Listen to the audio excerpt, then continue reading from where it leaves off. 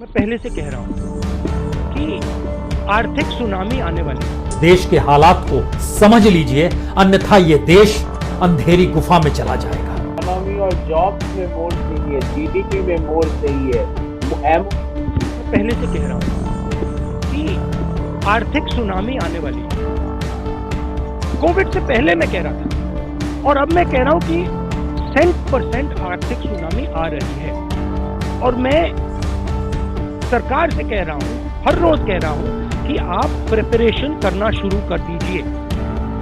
सरकार कोई प्रिपरेशन नहीं कर रही है, बस मतलब वही यहाँ पे वही अपने उल्टी सीधी बातें करते रहते हैं।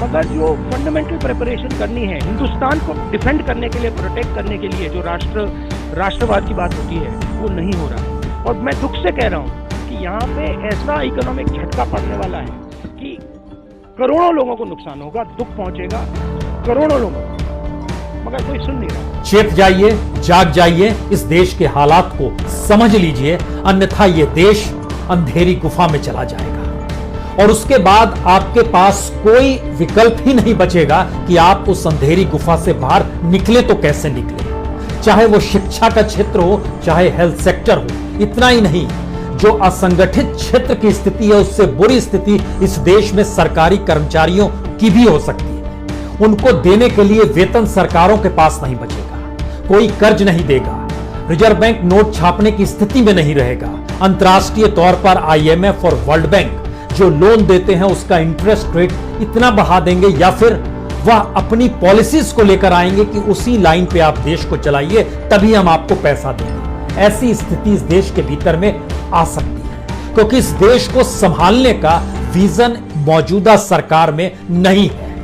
ये बेहद कड़े शब्द हो सकते हैं कि एक चुनी हुई सरकार के बारे में इस तरह का वक्तव्य दिया जा रहा हो, और हम कह रहे हैं कि ये सरकार इस देश को चला पाने की स्थिति में नहीं है।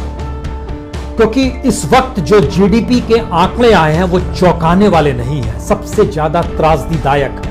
1947 आजादी के बाद से इस देश में कभी भी ऐसी आर्थिक परिस्थितियां रही ही नहीं। काहे का GDP इकोनॉमी का रोना रो रहे हैं। देश की जनता को गोदी मीडिया ने तो सुशांत सिंह राजपूत, रिया चक्रवर्ती जैसे अहम मुद्दों में उलझा कर रखा हुआ है। और अगर उस मुद्दे में भी उलझाया रखता तो बात समझ आती, मगर उसमें भी पूरा जहरीला प्रोपेगेंडा और कई चैनल्स में तो झूठा प्रोपेगेंडा भी चलाया जा रहा है।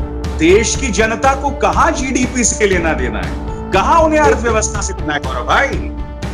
अभी शायद जी देश का युवा कह रहा है ये दिल मांगे मोर, और वो मोर पीकॉक नहीं, पीकॉक तो हमने देख लिए।